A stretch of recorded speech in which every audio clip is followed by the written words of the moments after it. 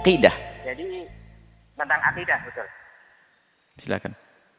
Akhir-akhir ini banyak di medsos itu orang-orang yang mengatakan bahwa Allah itu dalam kitab Al-Ibanah disebutkan bersifat istiwa, Bu.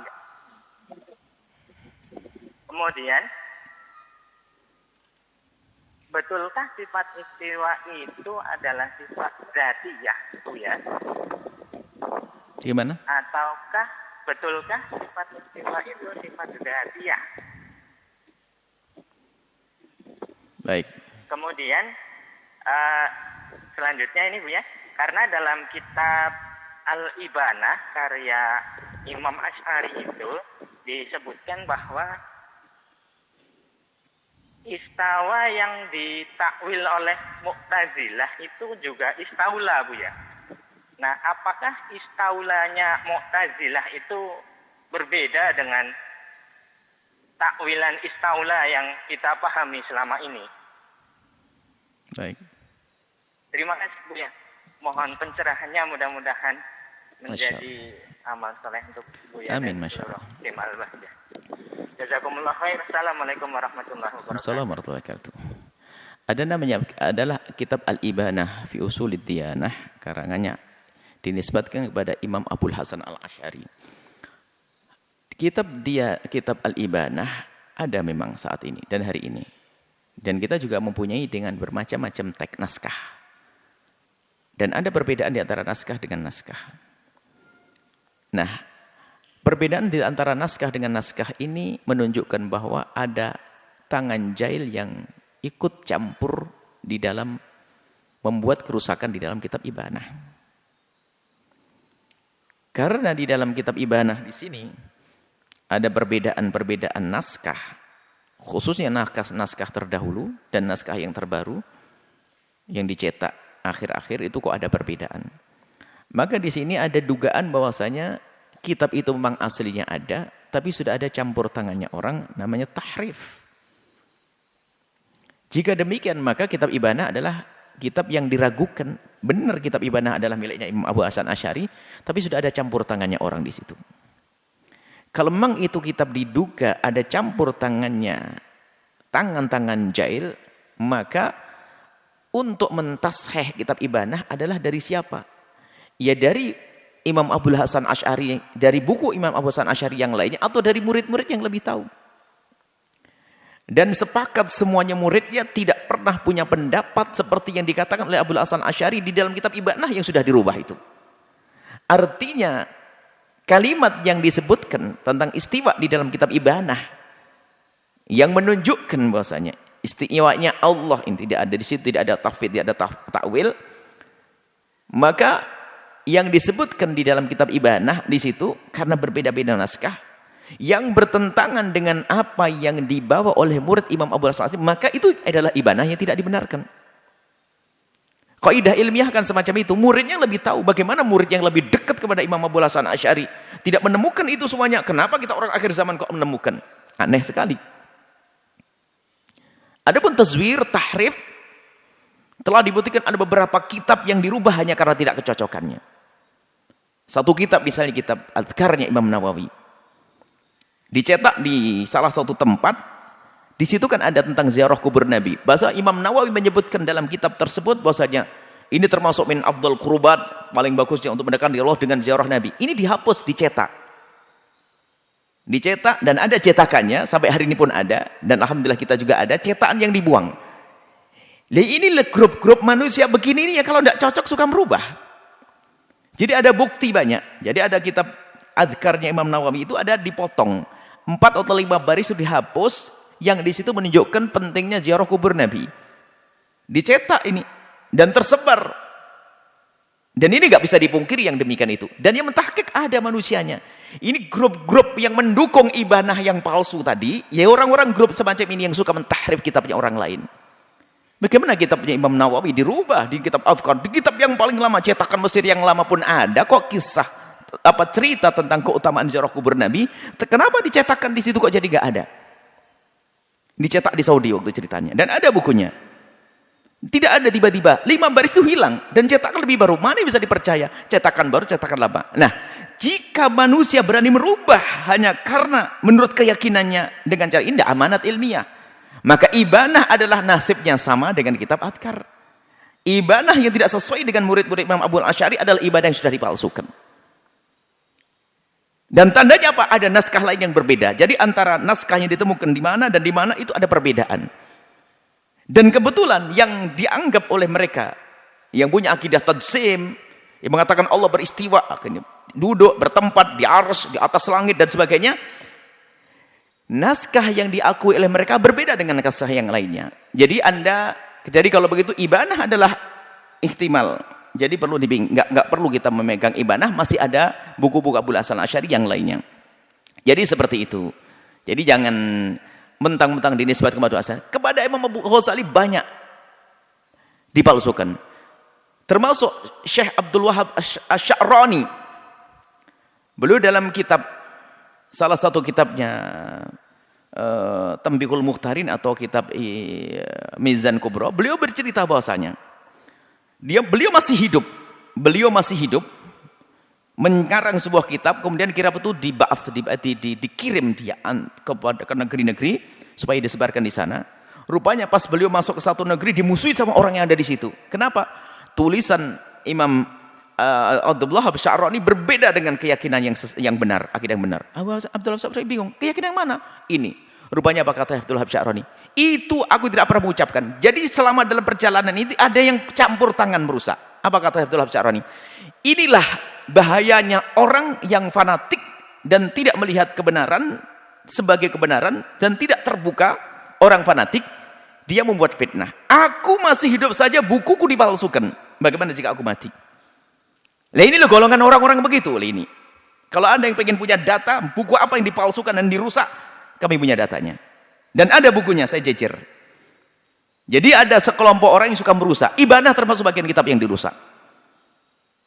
Nah ini, Syekh Abdul Wahab Asy-Sya'rani bercerita, aku masih hidup saja, pindah ke negeri, sudah dimasukkan, disusupkan, ada tatsis. Jadi ada dimasukkan agar Abdul Wahab Asy-Sya'rani dimusuhi. Termasuk ibanah adalah ditatsis, ada dimasukkan agar sesuai dengan akidah yang sesat. Sementara Abu Hasan Asy'ari adalah akidahnya ahli sunnah wal jamaah yang selama ini diikuti oleh kaum Asy'ariyah. Jadi Asy'ari yang menjelaskan adalah kaum Asy'ariyah. Jangan seperti sebagian orang mengatakan, saya percaya dengan Asy'ari, tapi saya tidak sedang dengan Asy'ariyah. Lah ini sakit. Siapa yang membawa ilmunya Abu Hasan Asy'ari? Sampai seperti dikias kalau ke atas, saya mau dengan Nabi Muhammad, tapi tidak mau dengan sahabat. Loh, yang memindah ilmu itu siapa? Yang memindah ilmu Abu Hasan Asy'ari sampai ke kita itu siapa? Muridnya Abu Hasan Asy'ari. Yang murid Abu Hasan Asy'ari namanya Asy'ariyah. Kok ada orang akhir zaman berkata, kalau Asy'ari aku mau. Maksudnya ibanah yang palsu ini. Ibanah ada yang benar. Nah, ibanah yang palsu. Nah itu, maksudnya Abu Hasan dengan ibanah yang palsu. Ibnu Asakir juga masuk ke kitab ibanah. Anda bisa lihat. Dalam kitab Tabyinul Kadhibil Muftari. Itu ada juga dijelaskan tentang masalah-masalah ibanah. Artinya yang tertulis dalam kitab ibanah yang bertentangan dengan kaum Asy'ariyah itu ada tatsis jelas. Karena mungkin murid-muridnya orang akhir zaman lebih tahu daripada muridnya, kan aneh sekali. Itu kebohongan. Dan ada sekelompok orang yang di saat tidak sesuai dengan sebuah buku karena buku itu tenar dan populer dirubah. Imam Nawawi termasuk jadi korban. Imam Ghazali juga dapat. Syekh Abdul Wahab Asy-Sya'rani dapat. Termasuk ini adalah Abul Hasan Al-Asy'ari. Sehingga muncullah satu pemahaman baru dan aneh. Abul Hasan Asy'ari sudah mengalami 3 perubahan dalam akidah. Yang pertama adalah dari faham Mu'tazilah, kemudian pindah yang ketiga. Akan tapi yang benar adalah Abul Hasan Asy'ari hanya 2 kali pindah. Dari Mu'tazilah menuju kepada akidah kita ahli sunnah wal jamaah Asy'ariyah. Enggak ada yang ketiga. Nah, yang ketiga ini atas dasar kitab ibadah yang tagnya berbeda-beda itu. Saya senang dengan yang bertanya begini, ada kritis ya. Kita ahli sunnah wal jamaah Asy'ariyah. Dengan yang selama ini Asy'ariyah ya, diterjemahkan oleh ulama-ulama Asy'ariyah. Disimpulkan nanti setelah terjemahkan, disimpulkan lagi. Jadi kitab-kitab yang tersebar di negeri ini, lihat akidah yang kita pelajari, lihat itu bertentangan dengan ibanah. Dimulai dari yang paling kecil Aqidatul Awam dan syarahnya. Kemudian juga Kifayatul Awam. Kemudian naik lagi menjadi kitab misalnya Jawharatul Tauhid. Kemudian Ummul Barahin dan semuanya itu lihat. Itu bertentangan dengan ibadah dan ini jauh sudah lama ini kitab dikarang. Makanya jangan ragu, Anda ahli sunnah wal jamaah Asy'ariyah, adun kitab ibadah Anda simpan di lemari. Karena apa? Teksnya berbeda-beda. Yang berbeda dengan akidah ahli sunnah wal jamaah Asy'ariyah, kaum Asy'ariyah, maka itulah pemalsuan. Tidak usah menoleh dengan ibadah. Biarpun saat ini ibadah betul-betul dibesarkan oleh mereka, karena ada penyusupan, kemudian setelah itu dianggap ini adalah untuk menghancurkan kaum Asy'ariyah. Nah inilah yang lagi ramai saat ini. Kita juga tahu hal yang demikian itu.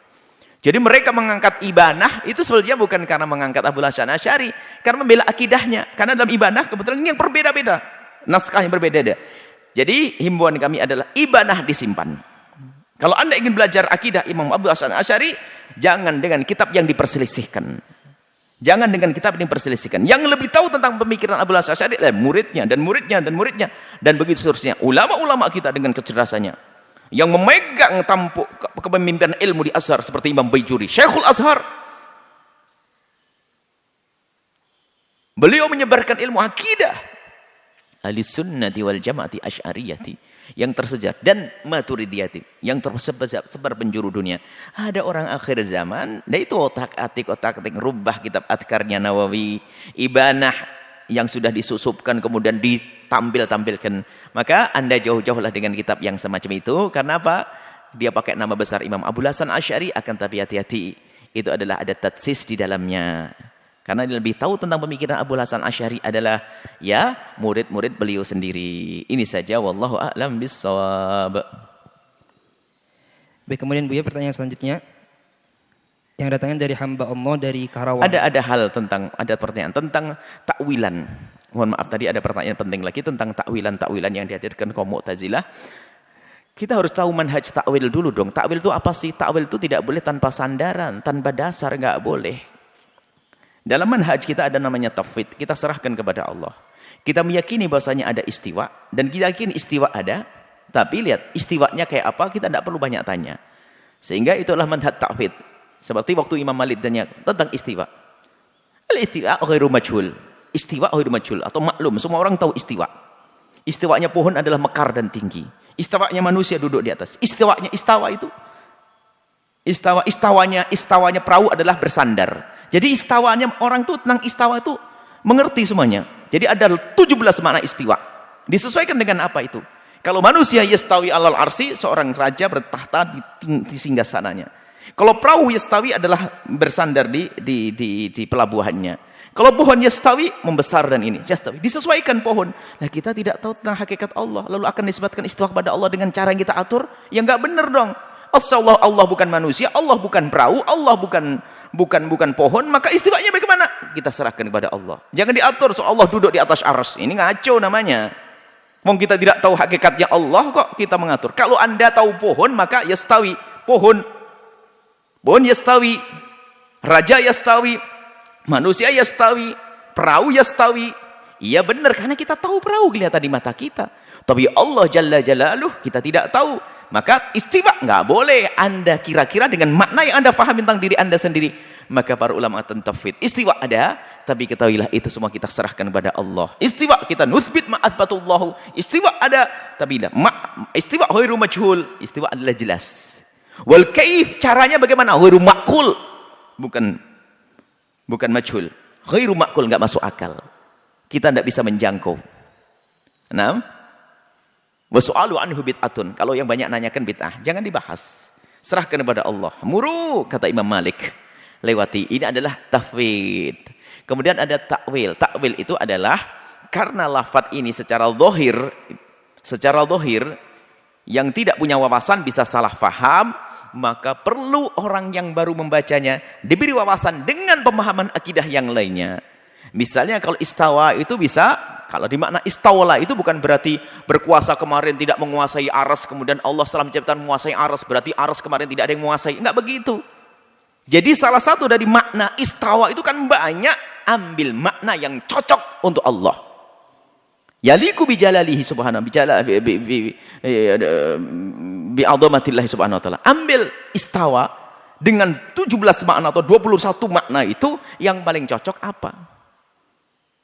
Istawla bi qudratihi maksudnya. Bukan berarti summa itu kemarin tidak.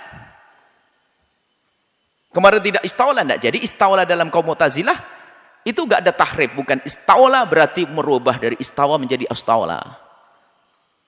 Istawa menjadi istawla. Enggak. Istawla adalah salah satu makna Allah yastawli. Kalau Allah menguasai kita, Allah menguasai arsy. Itu takwil dalam irama memahamkan kepada orang yang wawasannya tentang sifat Allah kurang sehingga perlu dikasih makna yang sesuai. Seperti yadullah, tangan Allah, apa yang bisa dipahami oleh manusia. Yad adalah diartikan kekuasaan. Bagaimana kita memahami kekuasaan Allah? Ada ayat lain tentang kudratullah. Jadi cara menakwilinya pun tidak ada, enggak boleh seenaknya. Tidak ada takwil semaunya. Takwil ada takwil yang qarib. Ada takwil ba'id. Ini takwil yang aneh. Orang yang memaksa Allah harus tinggal di atas arsy, lihat. Dia menakwili, enggak mau takwil tapi nakwili, lihat. Tolong, ini baca di ajaran akidah mereka.